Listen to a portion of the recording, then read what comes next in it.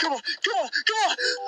Due to elevated heart rate, high stress levels, and panic indicators, you are not fit to operate this vehicle. What? There's a tornado! Have you tried calming down? Daryl, it's getting bigger. Start the truck! Let's begin a breathing exercise. Inhale. Exhale. I'm not breathing right now!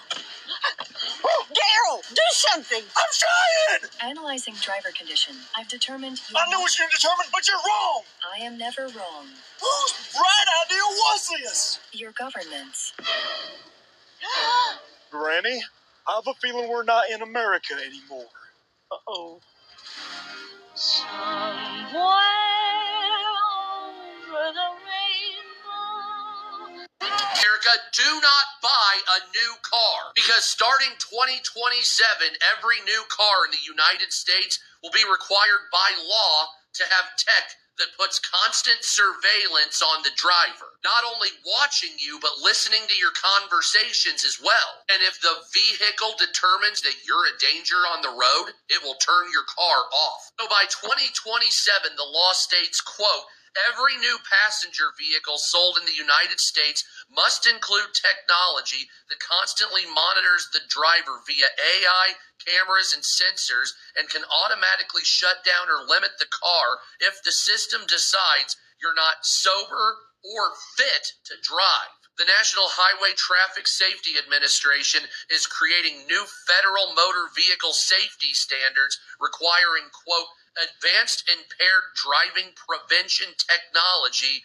powered by AI tools and systems. They state that the technology must now passively monitor the driver at all times. If the system detects a problem, it can prevent the car from starting or limit its speed and operation while driving. So let's say you're not fucked up and you just decide to close your eyes and stretch. Does it think you're fucked up, but it'll stop the vehicle while you're driving? The law states that this is not a remote government kill switch, but the decision happens on board via AI and sensors. So basically, whatever technology they put in there, it's a government kill switch. Now, older cars obviously will be unaffected, but cars 2027 or after will all have this shit. So a lot of people say that this is government overreach, and later on, these tools will be used against the average driver, especially if it taps into your conversations and the government gets a hold of those conversations and finds out what you're talking about politically. Or at least that's the fear coming up in the future. Now you might understand why data centers are going up all over the fucking country, everywhere, because everything you do is going to be monitored coming up here. There was an emergency outside the truck, an accident, something terrible on the ranch with a chainsaw. And I jump in this truck, but the truck, it won't shift into drive. Why? Because the cameras and sensors inside this cab won't let it shift because it detects my eyes are big. There's a lot of emotion. There's some panic, and it doesn't feel that I'm fit to drive. Now, that's not science fiction. That is happening because Ford just filed the patents. Ford actually has a series of patents down at the U.S. Patent and Trade Office that deal with the sensors and cameras inside the cab of their truck.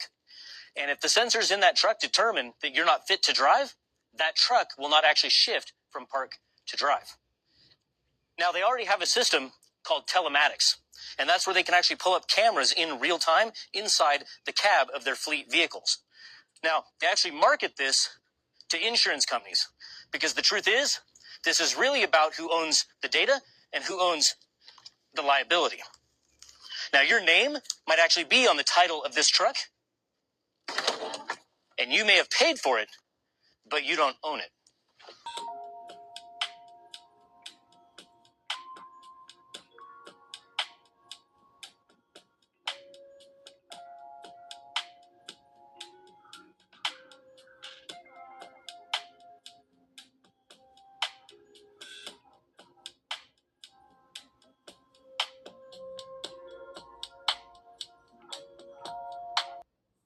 Mr. Massey and the member opposed each will control 5 minutes. The chair recognizes the gentleman from Kentucky. Mr. Chair, I rise in support of our amendment. This is co-sponsored by Mr. Perry from Pennsylvania and Mr. Roy from Texas. And I regret that we have to offer this amendment. What I'm going to describe will probably sound like a bad science fiction movie, but that's what's written into law. Right now in law, that's going to be implemented for it says for 2026 and beyond, Now, the reality is the technology doesn't exist, but that doesn't keep legislators from imagining things that they would like to do to infringe on civil liberties. But there is a law that states that every vehicle manufactured is going to have a kill switch in it. The car itself will monitor your driving. And if the car thinks that you're not doing a good job driving, it will disable itself. So the car dashboard becomes your judge, your jury, and your executioner. Imagine this. We got a snowstorm coming. A mom takes her kids out. They're going to the grocery store. It's snowing. They're trying to get some groceries before the big storm hits. She swerves for a pothole. The neighbor's pet gets in the way, swerves for that. First responder goes by. She pulls over. Her car says, you got one more swerve, and then we're going to ground you. There it is. The next thing she has to avoid, an icy patch in the road. The car has adjudicated her as unsuitable for driving. There she's stranded. My question is, how do you appeal your sentence?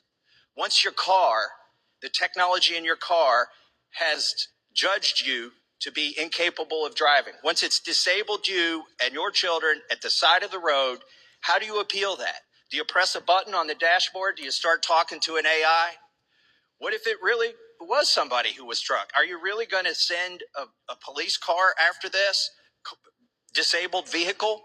Do we have the resources to do that? There's going to be so many false positives. The technology is unworkable. That's why the DOT is still in the rulemaking process, asking for feedback on how this thing could even exist. And it's just a bad idea, but it's in law. And so our amendment would defund that. And with that, I'd like to reserve the balance of my time.